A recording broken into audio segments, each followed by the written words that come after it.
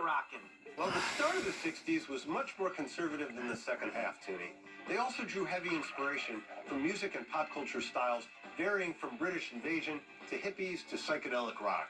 Oh, man, that's a whole lot of word jumble, you know? I don't even know what that means.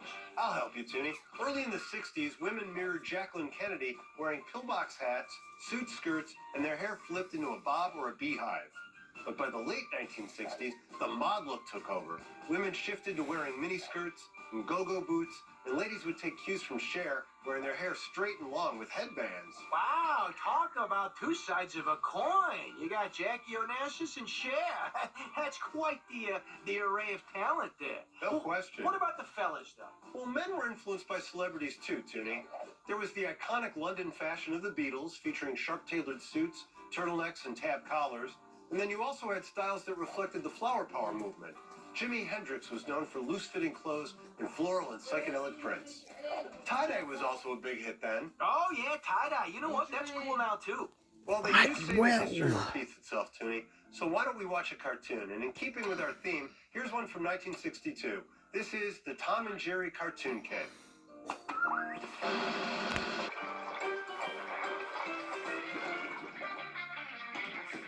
Well, hello again, tuners. Now that I've changed into something way more comfortable, I am ready to do some tie-dye. All right, it's about time to tie-dye. What do we got, Bill? How do we do this? Well, Toonie, tie-dye, as you know, has made a vibrant comeback as one of the biggest trends of the year. Oh, yeah. Tie-dye is an easy fashion trend that you yourself can create right there at home. First thing is, you want to start with a freshly washed, plain white t-shirt and make sure that there isn't any residue or chemicals that will prevent the dye from sticking. Oh, boy, a clean t-shirt? I gotta be honest, I don't have too many of those, so I'll have to borrow one of yours. Okay, what's next, Bill? I will gladly lend you one, Toonie. This is the part that we in the business call the scrunch, Toonie. Here's how you do it. You take your white t-shirt and you scrunch it kind of into a pile. Okay. See? All right. Now, get yourself some rubber bands. I have a paper route, so this came in easy for me. I just used some of my rubber band paper route money. I just put that in there. Now, there's no rhyme or reason really, Toonie, into where you're putting these rubber bands. I'm going to throw one more on for luck. Sure. All right. Great. Okay, so there we go. We got the rubber bands. Now what? Well, now it's time for the fabric dye, Toonie. This is a very careful part. You have to be very safe when you do the fabric dyeing. So what color are we doing? This is a little color, Toonie, that I like to call blue. It's one of my favorite colors. It's blue. You've probably seen it before. It matches your eyes. Thank you for saying that, Toonie. Sure, of course. You know, if it were me, I'd probably use red because, well, I'm already red. And if I wore a red tie-dye shirt, people would think, wait a second, is Toonie naked? Well, now I'm sprinkling it gingerly around the shirt, Toonie. Now, you can put more dye if you want to make it a darker shade, or less if you want to do a lesser shade. Once you have this whole side done, I do what I call the flip it move. Watch this carefully, Toonie. Watch this. Watch it. Flip. Oh, yeah, that's nice. Yeah, now that move's been around for centuries. Okay, just be careful where you pour it, right, Bill? Because it does stain pretty easy. Yeah, this kind of dye is permanent, so if I got any of this on my arm, Toonie, I'd have a tattoo for the rest of my life. Oh, yeah, we don't want that. Nobody wants that. All right, well, looks like you're just about done, so I guess maybe it's time to unwrap it, huh? Check it out. Well, once you're done dyeing both sides, Toonie, you're going to place it in an airtight bag like I'm doing. Okay. Now, be careful. You don't want to mess the pattern up too much. Oh. So just get it in that bag. And I'm going to seal it up so no one steals it. All right, now you're going to let this sit for roughly 8 hours, Toonie. Just about 8 hours. 8 hours? Yeah. I can't wait that long. It's a good night's sleep for me. Yep.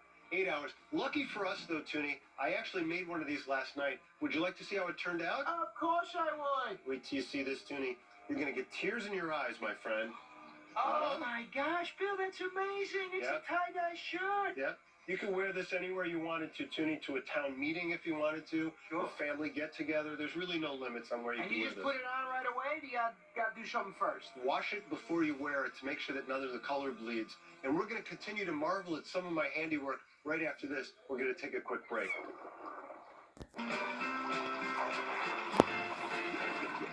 Hi again, tuners. Are you ready for another cartoon? This next short was released in 1964 and was the last Roadrunner cartoon to be directed by Chuck Jones until Chariots of Fur in 1994. Here it is now, War and Pieces.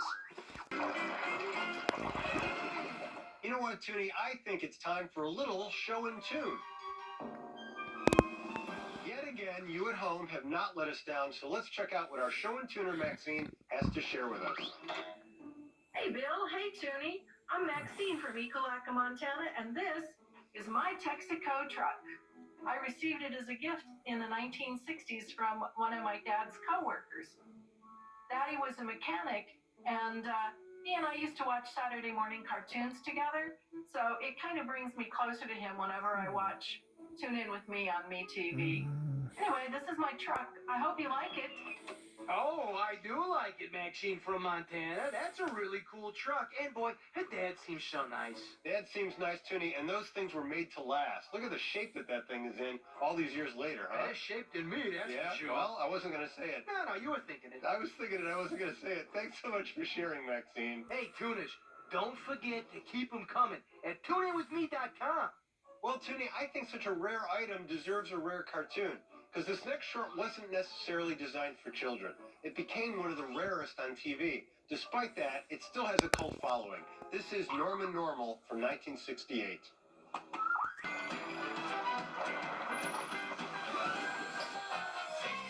Toonie, I have to say, looking back, they had some pretty cool toys back in the 60s. Oh, yeah? Like what? Well, let's see. There was the release of Barbie and the first ever action figure G.I. Joe. Okay. They also had Viewmasters, Lego, the Easy Bake Oven, Rock'em Sock'em Robots, and who could forget Chatty Cathy? That was the... Oh, you forgot about Chatty Cathy? She was the doll that would repeat different phrases whenever you pulled the tab on her back. Oh, wow. I'm sure parents loved that one. Oh, they did, Toonie. And, of course, the coolest toy of the 60s, the Etch-a-Sketch. Oh, yeah. I've seen one of those. Well, Toonie, you were in for a treat because we've got the amazing Etchman himself, Christoph Brown. Christoph, thanks so much for joining us. Hi, Toonie. Hi, Bill. Thanks for having me. Christoph, you're a renowned Etch-a-Sketch expert, so tell us a little bit about the history of this great toy. Well, the toy was invented by accident by a French electrician named André Cassange in France in 1959. And then he's like, you know what? I could turn this into a toy, right? It was launched in France as the Le Crown Magique. Then it came over to the 1960s World Toy Fair, and it was marketed to America as the Etch-a-Sketch. So, Christoph, what's the difference between drawing freehand, freestyling with your hands, and the Etch-a-Sketch? Well, that's a very good question, Toonie. There's a big difference. You're using both hands at the same time. In a freehand drawing, you're only using your dominant hand, right? Is it true that you are the fastest Etch-a-Sketch artist? It is true. For years, I have been the fastest Etch-a-Sketch portrait artist in the world. I set the world's record in 2001 at Star Shoes, and I drew a ball cone cube in less than a minute. And since then, my speed has been increasing since then. In fact, while we've been sitting here, I've managed to Etch-a-Sketch you, too. Can you show us? We want to see. Here we go. Let's see. Look at this, Toonie. It's you and I in a little Etch-a-Sketch. Look at that. Oh, man, that is awesome. I'm doing without the baseball hat. This is you here. Yeah, that's right. That's it. I know that people always talk about how beautiful the Mona Lisa is, Christoph, but this is way better. I think so. Really You're good. both beautiful, beautiful subjects. You should be very proud of yourself. I hear that all the time.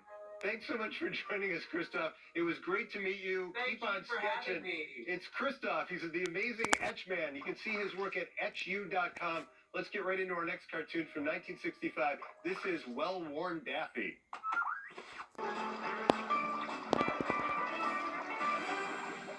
It's time to play Time Capsule Trivia with Mr. Quizzer. Hey, thank you, Scotty. All right, folks. Today's question will have you sing stars. Which celebrity received the inaugural star on the Hollywood Walk of Fame in 1960? Was it A, John Wayne, B, Judy Garland, C, Joanne Woodward, or D, Paul Newman?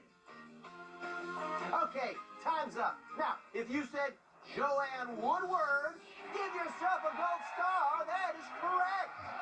Although she got her start on Broadway, Joanne starred in several movies in the 1950s, such as The Long Hot Summer and The Three Faces of Eve, which earned her an Oscar for Best Actress. And after her star was added, construction continued, and 1,500 actors, musicians, and filmmakers were added in just 16 short months. And that's all the time we have for today, folks. Quizzer out! Thanks so much for hanging out with us today, Tuners. And a special thanks to the amazing Etchman. For now, it's time to split, so it's bye-bye from Bill. And later, from the tank. Next time on Tune In With Me.